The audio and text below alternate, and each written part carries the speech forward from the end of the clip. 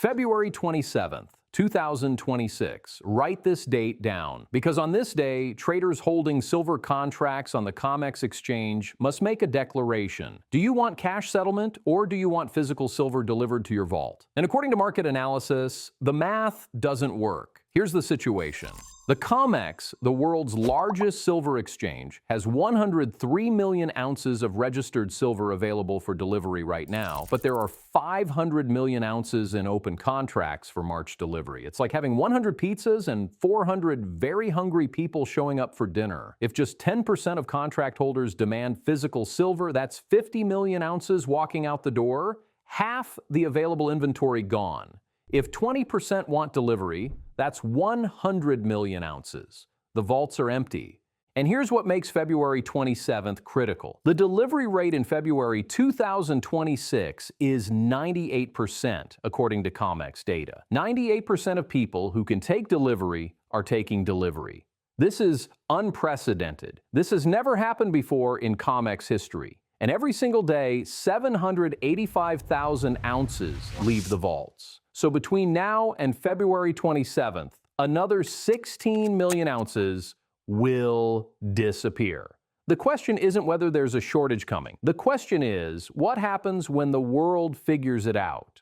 But first, you need to understand something most people don't know, because COMEX plays a clever accounting trick. They report two types of silver in their vaults: registered silver and eligible silver. Registered silver is COMEX's silver available for delivery. When you show up with a contract demanding metal, this is what they can give you. Current total, 103 million ounces. Eligible silver is other people's silver just sitting in COMEX vaults for storage. It's like your neighbor parking his Ferrari in your garage. Yes, there's a car there, but it's not your car. You can't give it away. When COMEX announces total silver inventory, they love combining both numbers. Makes the vaults look fuller than they actually are. They'll tell you, we have over 400 million ounces in inventory. What they don't emphasize is that only 103 million is actually available for delivery, and that 103 million is down 70% since 2020. In 2020, COMEX had over 300 million ounces of registered silver.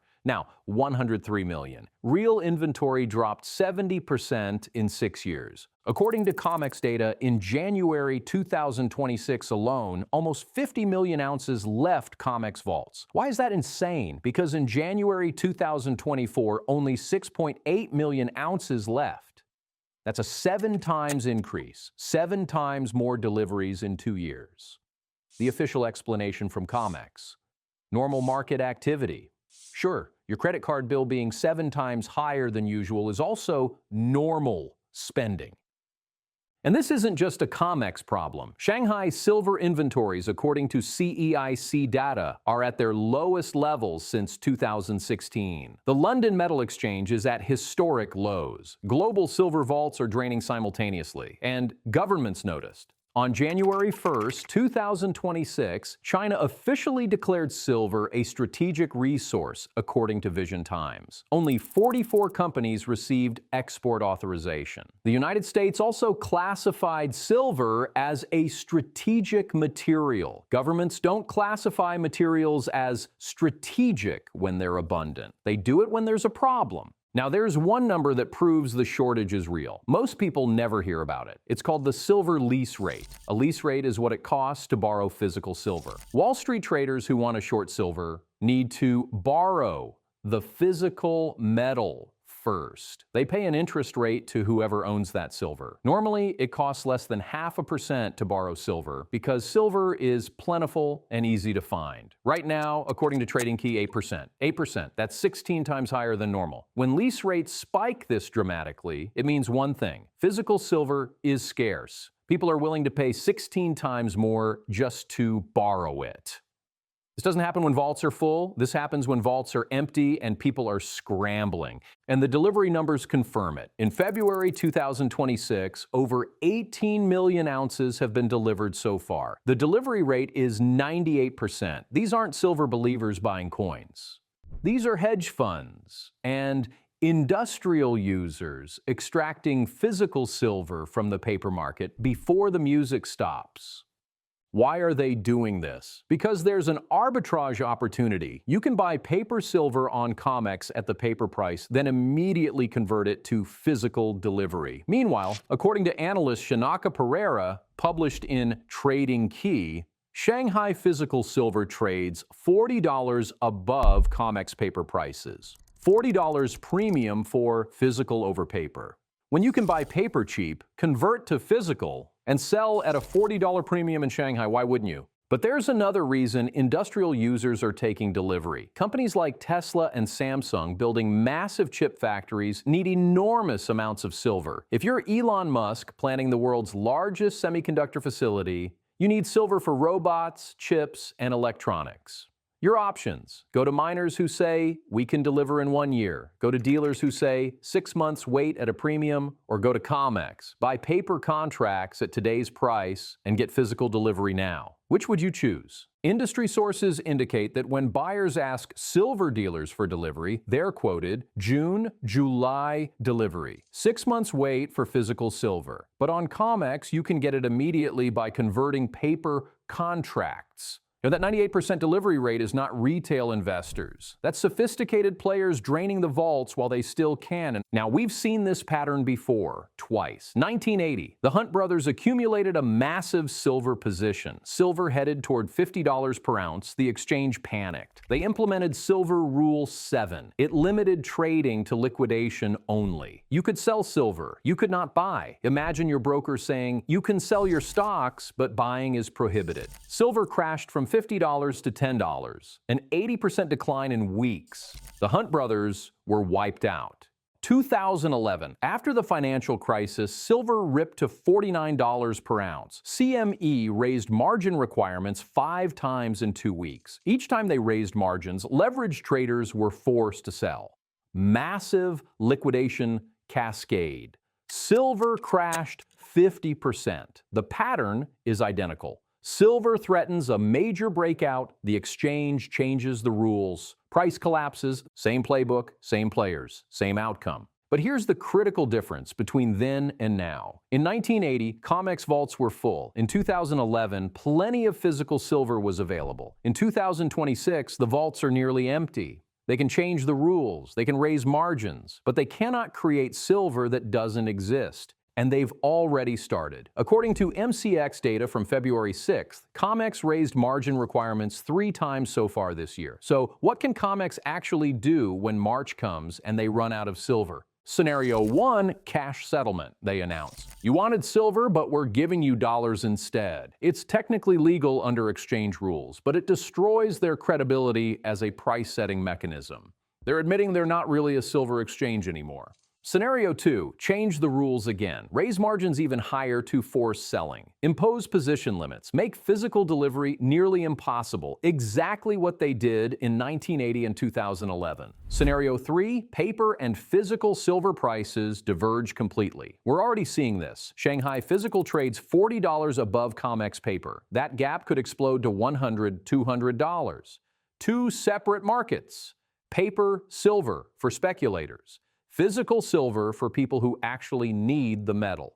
One more thing. Chinese New Year runs from February 16th to 23rd. Asian markets close. Liquidity dries up. Market analysts warn. Before March explodes, February could see sharp volatility. Possible drop to $54 to $71 per ounce to shake out weak hands. But the fundamental problem remains. Silver has been in supply deficit for 5 consecutive years. 200 million ounces per year shortage. Since 2021, that's 1 billion ounces cumulative deficit. Why? Demand is exploding. Solar panels need 20 grams of silver each. Solar installation is growing exponentially. Electric vehicles need 5 to 10 times more silver than gas cars. AI infrastructure, semiconductors, chips, data centers all require massive amounts of silver. Total industrial demand, 700 million ounces per year and growing rapidly. So why don't they just mine more? Because 80% of silver is a byproduct of mining copper, lead, and zinc. Only 25% comes from actual silver mines. You can't just dig more silver. Even if silver prices double, it takes years to open new mines. And copper and zinc mines won't increase production unless demand for copper and zinc increases. Supply is structurally constrained. Demand is accelerating. The deficit continues. Even if COMEX somehow papers over March, the fundamental problem doesn't go away. So what should you watch? First, February 27th, notice day. How many contracts stand for delivery? If this number exceeds 75 million ounces, COMEX faces a crisis. Second, track registered inventory daily. Currently, 103 million ounces. If it drops below 80 million before notice day, the math becomes impossible. Third, watch the lease rate. Currently, 8%. If it spikes to 10, 12, 15%, the market is screaming that physical silver is critically scarce. Fourth, monitor Shanghai Premium over COMEX. Currently, $40. If this widens to $60, $80, $100, paper and physical markets are separating completely. Now, I'm not saying silver explodes tomorrow. Short term, they could change rules, raise margins, create volatility to shake people out. The risk is getting crushed by rule changes like 1980 and 2011. But the long-term opportunity is this. Vaults are nearly empty. Deficit continues for 5 years. Industrial demand accelerating. Governments declaring silver strategic. The fundamentals are the tightest they've been in decades, possibly ever. Understand there are two silver markets, paper and physical, and they're diverging. Paper silver, ETFs, futures contracts. Advantages, liquid, easy to trade, no storage costs. Disadvantages, counterparty risk, might not get physical, might not track real prices. Physical silver, coins and bars you own. Advantages, no counterparty risk, it's yours. Disadvantages, storage, security, premiums when buying, harder to sell quickly. The financial industry's official position is that paper and physical are equivalent, which is true until it isn't. When Shanghai pays $40 premium for physical over paper, they're clearly not equivalent. About position sizing. If the last silver crash made you lose sleep and drink vodka, you have too much silver. Think about it this way. If you have 10% of your money in silver and it crashes 30%, you lost 3% total. Manageable. If you have 20% in silver and it crashes 30%, you lost 6% total. That hurts. The smartest traders ask one question. How much of my total money is actually at risk? Let's summarize. February 27th is first notice day for March COMEX silver contracts. Traders declare if they want physical delivery. COMEX has 103 million ounces registered and 500 million in contracts outstanding. Delivery rate in February, 98% unprecedented.